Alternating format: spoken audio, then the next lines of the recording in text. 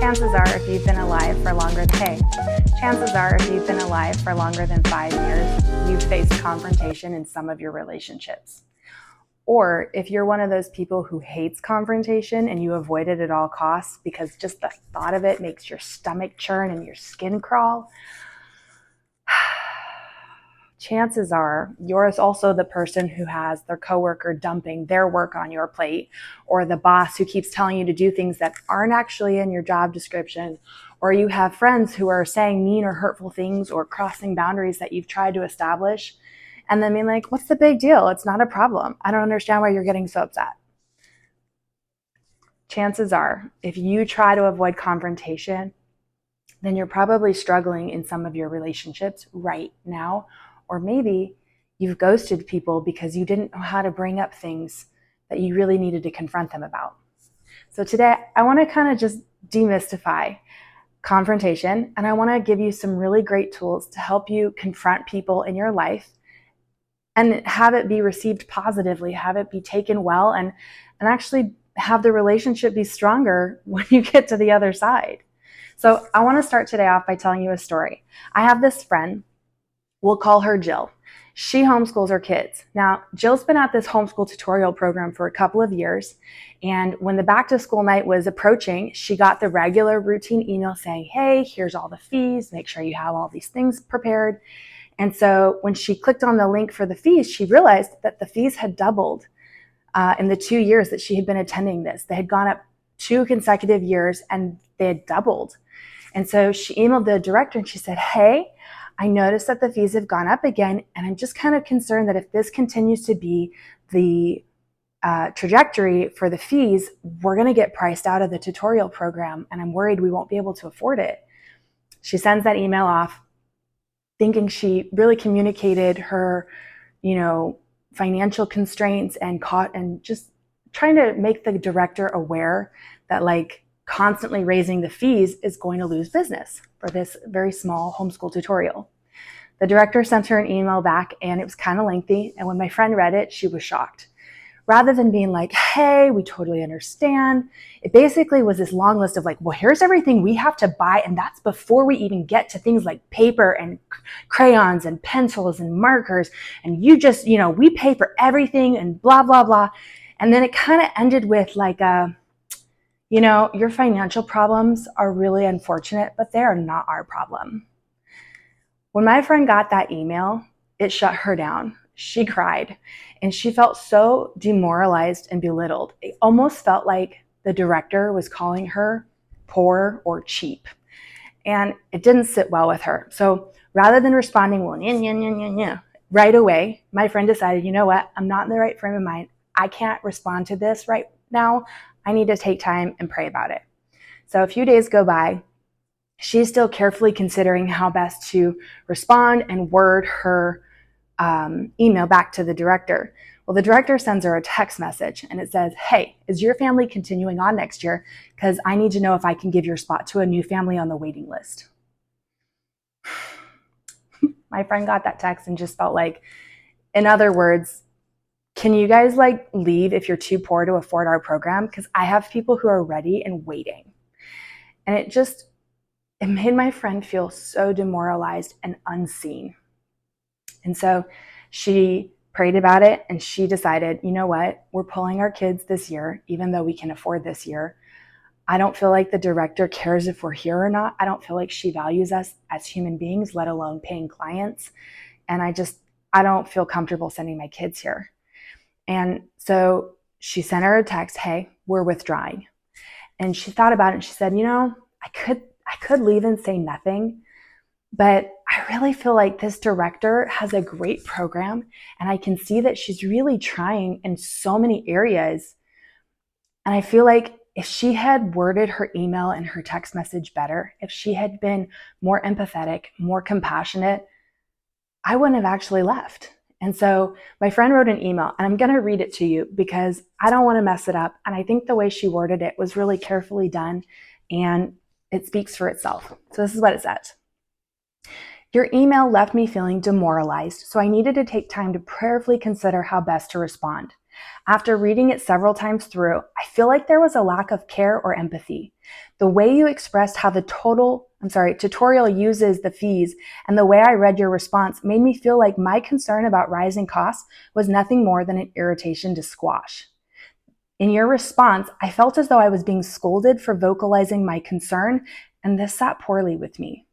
Because of all this, I have needed time to consider my response, as I want to make sure my confrontation with you is truthful and meant to help you understand how your communication style impacted our decisions.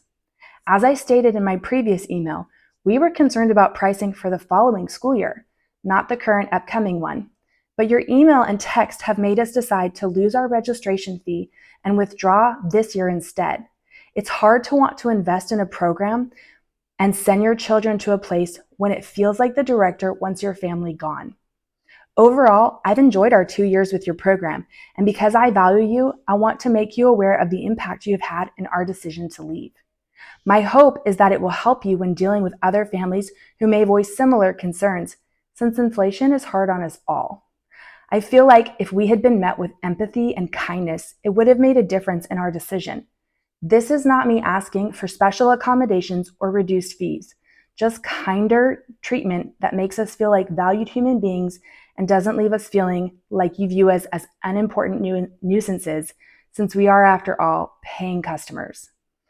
I thought about just withdrawing and saying nothing, but I believe it's more loving to confront in kindness and truth rather than to allow a sister in Christ to remain unaware of their blind spots. I wish you a prosperous year at your tutorial and many more thriving years in the future. I'm sorry if I have misjudged you. I think the written word makes this all too easy.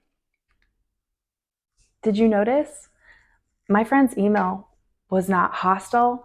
It wasn't aggressive. She didn't name call. She didn't try to tear that director down and put her in her place.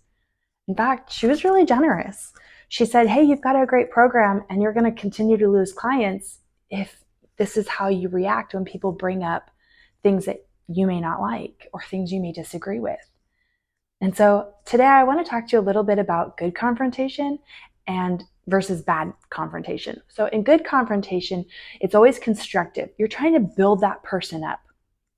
Bad confrontation is name calling, shaming, belittling. It's very derogatory.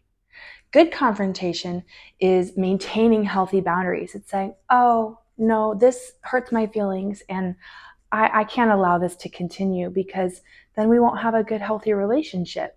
It's not avoiding confrontation and sacrificing the relationship because you're ghosting someone because you just don't want to deal with them because you don't know how to confront them. And it's also not lashing out in them in harsh words and anger. Good confrontation is building that person up. It's trying to help that person grow, and it's speaking to them in truth, in kindness, and love. Good confrontation is actually really gentle, and it's motivated by humility. It's saying, hey, listen, we're all fallen sinners, and I don't think you're aware of this. And I want to help you see this from my perspective because it's different from your perspective. Good confrontation is motivated out of a love for that person, but also out of obedience to God. In Luke 17:3, Jesus says that if another believer sins, rebuke that person. If there is repentance, then forgive. Now I know, rebuke and sin, they kind of sound really harsh and critical and judgmental. And maybe you're like, oh, this verse just kind of makes me cringe because it's like really confrontational and I don't like confrontation. I want to demystify a few things for you. So what I did is I swapped out the words rebuke and sin with their definitions found in the Bible. Are you ready for it? I read Luke 17:3 like this. If another Christian takes a false step or blunders, then advise or warn them about their misstep. If they change their mind and they turn away from their blunder or misstep, immediately forgive them. Let go of their blunder and cover it with love. What I love about Jesus' instructions on confrontation is that he says, hey, if someone is blundering or they've taken a misstep, it's out of alignment with my best, it's not producing good fruit in their life, tell them, warn them, hey, this isn't going to lead to a good path. And I just want you to know there's going to be a cost down the road. If they say, oh my gosh, you're right, and they change, Immediately forgive, immediately walk away from their blunder, immediately let go of that blunder. Don't hang it over their head like, oh yeah, you remember that one time? Don't wait for them to prove themselves and have a long enough track record of changed behavior. Immediately forgive and cover it with love.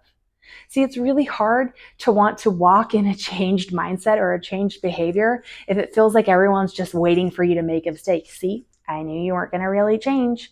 That kind of attitude isn't real forgiveness, and it makes it really hard for the other person to live and walk out their change. Because if you know anything about human beings, you know change can be really hard for us. And unfortunately, we're all fallen, sinful human beings.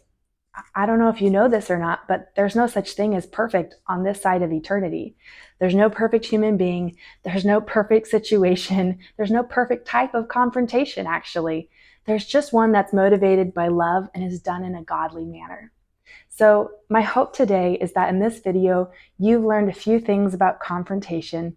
You've been given the courage to lovingly, compassionately, and gently confront someone in your life and say, hey, I really value you. I really value our relationship. I'd like to enjoy working with you. I'd like to continue to work for you, or whoever that role or that person might be. However, I can't allow this to continue on. However, when you say those mean comments that you think are jokes, they really hurt my feelings, and I can't allow those to continue on.